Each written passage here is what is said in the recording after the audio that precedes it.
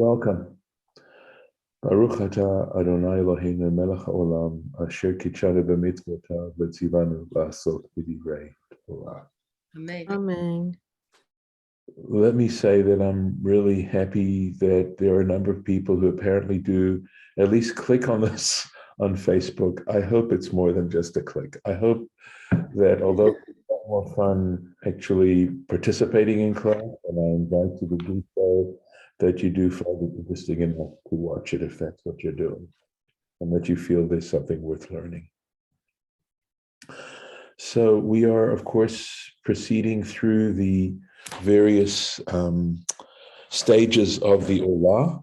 We finished up with the offering of from the cattle, in other words, basically a calf, and we are now moving on to the flock. All right, so here we are. Ve'im min hatzon korbano, and should his offering be from the flock, min haksavim, from the sheep, or min ha'izim, or from the goats, le'olah, as an olah sacrifice.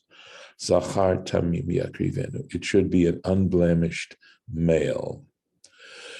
Rashi, ve'im min hatzon, and if from the flock, So the fact that it's got a vav, right? A vav, mosif al inyan harishon, al inyan rishon. So it says that, what is coming here is to add to whatever the rules are that we've read up to this point. So whatever rules have applied back then regarding the cattle or the calf, it applies also here. V'lama hifsik. But why does it separate it? Now and here is the separation, right? It's that there's a little paragraph, a closed paragraph in the Torah. In other words, if you look at the Torah, the line runs to a certain point, then there's a break in the line, and then the line continues with this word here, with these words here. And Rashi's asked the question that if the Vav, I think what he's saying is that if it's true that the Vav simply comes to continue what was already said, why is there that space there in the Torah? So he says, V'lama hifsik liten revach leMoshe lehitponen ben parsha lefarsha, to give a space for Moses to reflect between each paragraph. In other words, the idea of, and that is basically a traditional explanation of why there are these open and closed paragraphs in the Torah, that it was at that particular moment that God was giving Moses a chance to reflect on what he had just learned. And that's so much part of the learning process too, is that negative space, you might say, in which you can reflect on it. Janet, did you raise your hand?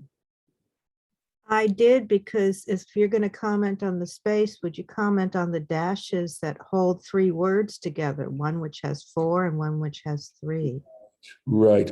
Okay. I think from there's no more significance to the fact that there are 4 dashes here and 3 dashes here, except for the sake of, and here 2 dashes, right?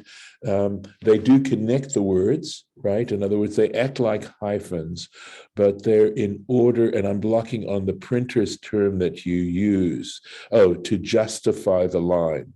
In other words, they put in as many dashes in so that the line is justified in print here. Whether there are dashes in the Torah, I don't recollect. For some reason, I don't feel there are. But anyway, what they will do in the Torah, the scribe will do in the Torah to justify the lines, because the lines are justified there, is like he'll extend a mem, for example, or sometimes I think he'll put a very long horizontal line in a lamed, something like that. Yeah, sometimes in the Torah that I think there are dashes, but they're like usually instead of like make more of them, they'll just make a longer one to justify, like the And well, at least in the Tikkun, I think. That's what I'm going to look at. I'm going to Yeah. look and see what my tikkun does. So it's not the same kind of meaning. It's just a editing type. Right. Well, For sure. number is, but certainly it does have sense of trying to make it one concept. Okay. But Chabad has just one dash, Yes. you know, between Ve'im and Min, and one between Min and Hatzon. There's no dash here. I'm looking at my tikkun, and the tikkun, of course, I believe, is supposed to mirror what exactly is written in the Torah. I do not see dashes. So, Thank you very much. but what it's telling you, though, is that in terms of to the extent I think that these little marks, right? These aren't in the Torah either, right? These are Tropes, yeah. footnotes. They're not there. They also function as punctuation. And so, for example, this represents almost like a semicolon, and the A part of the verse up to here, and then the B part of the verse up to here. And so I think it's just to help you with the punctuation. So, min hatzon, min haksavim, or min ha'izim. So min is the partitive article, meaning from, as opposed to all, right? That's the understanding of min, that it means not all, but from. In other words, some of the sheep, some of the flock, some of the sheep, some of the goats. Hare elu shalosh miutin. So it says this, when it says min, and it's being specific, it's saying that in some ways it is miut means it's specifying as opposed to generalizing. So in other words, it's pointing to a more specific understanding of these words, another concept. Okay, and this is what he's going to say. Prat lezakein, in other words, it's to exclude an older animal, which would probably be frail, okay? Lachole, an animal that is sick, ulemizuham, and to one that is malodorous, one that is foul-smelling. So even though they may come from those species, nevertheless, they're excluded from sacrifice. You can, as species, not because they have a specific, blemish, like a wart or something like that, but that basically we're talking about the categories now that are excluded and not all. So I'm gonna go on here. All right. V'shachat oto, he should slaughter it. Al yerech hamizbech tzafona, on the side of the altar, which is on the north side, lifnei Hashem, before Hashem. So again, Rashi's going to, as he's done before, is going to explain to us that this is not, it's a statement that is to exclude a bama. He'll tell us that. In other words, it's a way of finding meaning to every single, as much as possible, every single element, that there are no words there that are superfluous. V'zarku, now this is where my memory, I wish, were better. Did it mention the north side of the altar with regard to cattle? So I can go back and we can take a quick look. Yeah, I don't think it mentioned which side, because I asked myself that question. I don't remember that either. So this is including, so this is adding to that particular deal. Let's see. Going back a little further. It's just saying they threw the blood around the altar. It doesn't say where they. Here we go. V'shachat, right? V'shachat ben habakar ben habakar lifnei Hashem. Doesn't say anything about the north side here, but I'm going to assume, just for the time being, that it was still slaughtered on the north side. Let's keep going. And okay, sorry. Okay, here we go. Let's see if there's any comment on the north side here. For me, there's a parenthetical remark to Yes. the second Rashi that mentions it. Okay. Um, So there is a Rashi that we haven't read yet. Okay. yeah. Right. Al Yerech Hamizbeach means the Yerech, as I explained, meant the side of the altar. Tzafona lifnei Hashem. So it says, oh, so this is interesting. He says, okay, so on the north side before Hashem, the Ein Tzafon Bamama. And there is no rule of Tzafon. There is no rule regarding the north side of slaughtering the animal on the north side in a Bama. What's a Bama? So after the Israelites entered the land of Israel, there were shrines, like, for example, in Shiloh and in Bethel. This is referring to these shrines that were there prior to the construction of the temple. There were also local shrines. It was only after the temple was built by Solomon that these local shrines were then forbidden. Unfortunately, it was very difficult for people to get this system out of their system. They were even though there was a main shrine prior to the construction of the temple, I gave you examples of Shiloh and Bethel. Nevertheless, there were also local shrines where they brought offerings. And during the period of the Bamot, that was permissible. And these local shrines were known as a Bama, So we're saying that there were some rules that only applied in the Beit HaMikdash, in the temple, and and whether or not, I think it also the Mishkan, possibly also the major shrines. That's a detail that we'd have to, somehow fish out. But certainly in the Bamot, in these local shrines, these kind of rules would not apply. Lauren, you wanted to say something.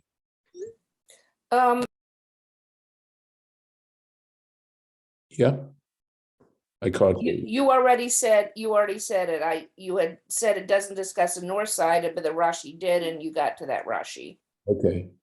Well, it does say, of course, north side in the text itself, right? Yep. Okay. Going on, and we don't have Rashi until verse 14 now. So this is very parallel to what we read regarding the calf, right? V'nitach oto lintachav, he should cut it up into its pieces. We know that, again, we're going to understand to mean that he wasn't chopping it up, he just was cutting it into pieces. Ve'et rosho ve'et pidro, together along with its head and its suet. And we've already learned about how that was done and why that is mentioned. And the kohen should arrange them al ha'itzim, on the wood, asher al ha'esh, which is on the fire, asher al ha'mizbeach, which is on the altar. Now, you could say, well, why the repetition? And at least on a superficial level, I would say, because this is like a manual in a way. That's one reason. I think there's also a mystical sense too, in that in reading out these details, we're thinking about it. And that there is a deep understanding within Jewish tradition that even if you are actually in a situation where it's impossible to actually do what you're doing, reading about it in this kind of detail, in a way, it shows a desire to do it, and that God gives us credit for that, for what we're doing, and for the fact that we're studying it. And of course, by studying it, it means that when you're in a position to do it, you'll know what to do. So this all sort of comes together as we're going through this process, but to also recognize that there's a certain mystical element to the fact that these repetitions are here. V'hakerev v'hakra'ayim yirchatz b'mayim. So the kerev would be the entrails, I believe. It means the innards, right? V'hakra'ayim, and the legs, yirchatz b'mayim, he should wash with water. And it's quite possible that when he talks about the kerev, he's talking about well, he may be talking about the intestines and the innards. I think that's what he's talking about. V'hikriv hakohen et hakol, and the kohen should place. In other words, he's going to offer up everything. This is an olah, remember. V'hiktir hamizbecha, and he should cause it to smoke on the altar. Olahu, it is also an olah. This also is an olah. He share by fire, reach nichoach, of pleasing fragrance, lashem, before Hashem. So it really wants to emphasize the fact that it's of equal value to the calf that was brought, even though, as we suggested yesterday, calves are quite a lot more expensive than sheep. Moving on to the next category. And by the way, this is a bigger paragraph here. The other one was a samach, which means stuma, closed, ptucha, open. Ve'im min ha'of olah. Let's see if there's another word there. Korbano lashem. And if from the birds he is making an olah before, to Hashem. Now, I don't think the word lashem is in those previous statements. So I'm going to actually try to save us a little bit of time and take a look at my tikkun, which of course just has the text from the Torah. And I'm going to try to find the place reasonably quickly. Okay. Here we go. It just says im olah korbano. It just says olah korbano regarding the bakar, the calf. And again, it says o min hatzon korbano. It doesn't say korbano lashem. So whether or not it is trying to suggest that, again, you can imagine that birds are far less expensive than those two, than cattle, sheep, or goats. And I think the emphasis of Lashem is saying that it's acceptable, and it has to do with his desire to make sure that he is offering it to God, that people understand that when he makes such an offering, indeed, it is a holy offering, and it is to Hashem. V'hikriv, and he should offer up min hatorim.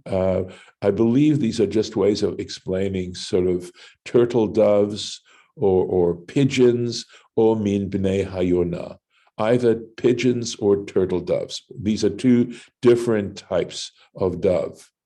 Et korbano, his offering.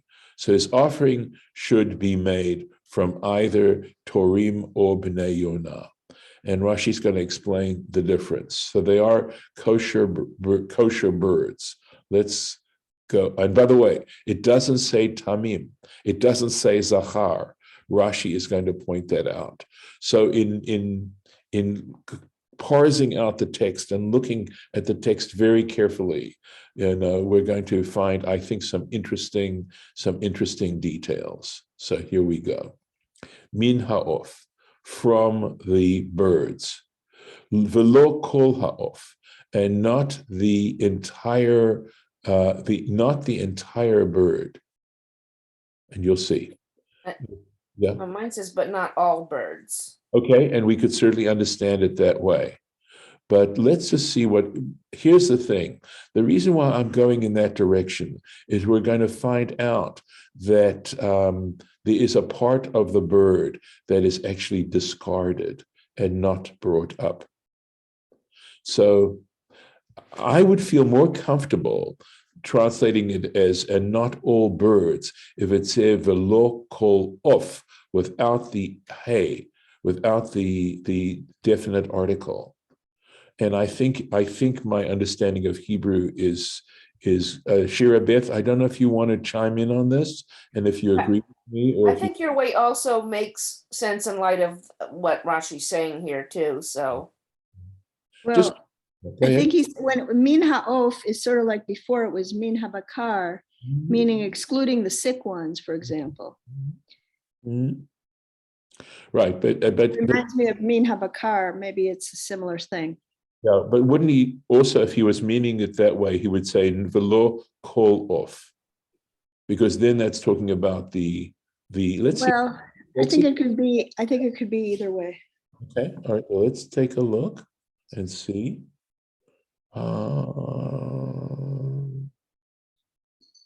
So let me see. He doesn't say it that way at all. Just says miutan. He doesn't use an expression that is okay. I'd have to do more research. He doesn't use any kind of expression that he's using here. Okay. I'm just saying, velo kol off would definitely mean, and not any bird, not every kind of bird. Lo kol ha'of, the bird, seems to me, again, just to be repetitious, to refer to the bird that's being offered already. Okay, so, and he goes on to say, Shine'emar, as it says, Tamim zachar bebakar, because with regard, baksavim uvaizim, because when it talks about the cattle or the sheep or the goats, it says unblemished male, right? And he says tamut v'zechrut bevhema, when it comes to cattle, etc., we require it to be unblemished and male. The ein tamut v'zechrut be'ofot. But we do not hold on to perfection and male when it comes to birds, right? So apparently, whatever we think in terms of unblemished with regards to birds, I don't know what kind of blemished birds would be allowed. But regardless, we're not going to try and determine. Well, we could certainly. With birds, generally speaking, you can tell the difference between the males and the females. You generally can. Okay. Yachol. So he says, since that's the case, it says it doesn't require it not to be blemished. Yachol af mechuser aver, and it says, well, in that case, maybe it also comes to mean that if it's lost a limb, in other words, the imperfection is such that it's missing a limb. Talmud lomar min ha'of, and for that reason, okay. So Rashi's giving a different spin on this. Right? So when he says min ha'of, it means even though generally the category might be acceptable, it's not every kind from that particular category. It's not every kind of Torah or every kind of pigeon. It can also mean, it means that if there is a particular kind of blemish to the effect of a limb being missing, that would not be acceptable. Torim. Go ahead. Any comment there? No. Torim. So Torim, he says, Gedolim v'lo ktanim.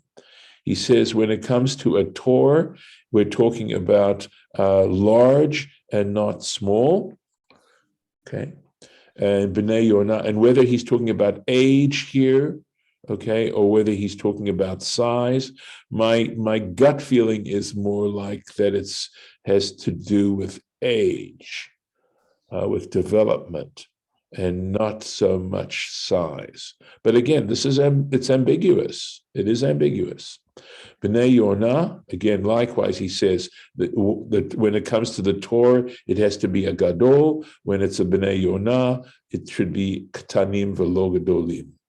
Ktanim, small and not large. So hard to say for certain whether he's talking about size or development.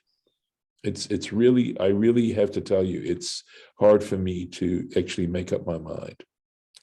Min ha-torim or min b'nei ha-yonah. So again, because it says min, right? It said min ha'of. Now it's saying min ha'torim or min b'nei ha'yonah. So we already have become sensitized to the fact that when it says min, it's a specificity of some kind to leave out other kinds. So he says, prat l'tchilat hatzihuv Okay, he says what it's excluding is when it starts to develop a golden color. When these birds start to develop a golden color. Shebazeh v'shebazeh, in each of them, in each species. Shehu pasul shegadol, hu etzel b'nei Yonah. Okay, because it is a something that excludes it. Okay, does not make it acceptable when it's b'nei Yonah. What he's saying is that it's saying to us that the b'nei Yonah, which remember had to be a katan, right, is that it's now developed. This is why I'm thinking it's developing. The katan etzel torim. But if it's a tor and it's developing a golden color, then we know it's too small to be offered up or too young to be offered up. So you know, sometimes the as you answer something, you wind up with another question. Janet. So I think if I remember, they're talking about domesticated animals and peaceful birds, like Yes. the doves and stuff. And as they're developing, they lose their, if you've ever seen doves, baby doves, which they Yes. hide because they're so ugly. Yes. They're pretty brown Mhm. colored. And as they start to get the new crop of feathers, they start to lose that and get the developing colors in the feathers. And I think that's what he's talking about. In Amen. other words, when they are young adults instead of Yes. babies. Interesting. Yes, there was some other point which you brought to mind. Oh, yes, you mentioned domesticated. So I don't know if you're aware, but when it comes to birds and their kashrut, they have to be raised. You can't take a wild bird and slaughter it and consider it kosher, if I'm not mistaken. I think they have to be domesticated, birds, to be kosher.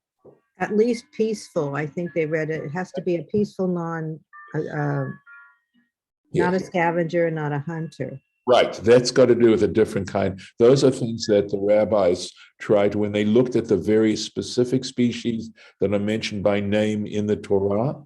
They tried to develop some general rules, because all the birds mentioned in the Torah are not all the birds. There are only certain. And generally speaking, that would have meant that since the Torah is mentioning birds that are not permissible, there are more birds that are permissible than not permissible. But at the same time, again, if you take the position of you shall love the Lord your God with all your heart, with all your soul, and with all your might, they're not going to see it as a blanket, sort of a blanket permissibility. They're going to still say, yeah, but even though it's not mentioned in the Torah, I don't want to take any chances that, had that species been around when the Torah was mentioning them by name, it wouldn't have. The Orthodox Union says that all species of birds are kosher except for the 24 species listed in the Bible as not kosher. Yes, I understand, but so for example, there was a question. They still have certain, like if a bird is a scavenger, even if it's not mentioned in the Torah specifically, it would not be it would not be kosher. So, for example, they were asking whether or not turkeys were in fact kosher at one point, and I guess they determined that they were. Oh, thank heaven. Yeah, I think it has to be ideally domesticated turkey, but yeah, they can be scavengers as well. It could also be parts of families that we didn't really know about, and we can make those assumptions now with the different families of birds, I would assume. Mhm. Yeah, from the same species, maybe.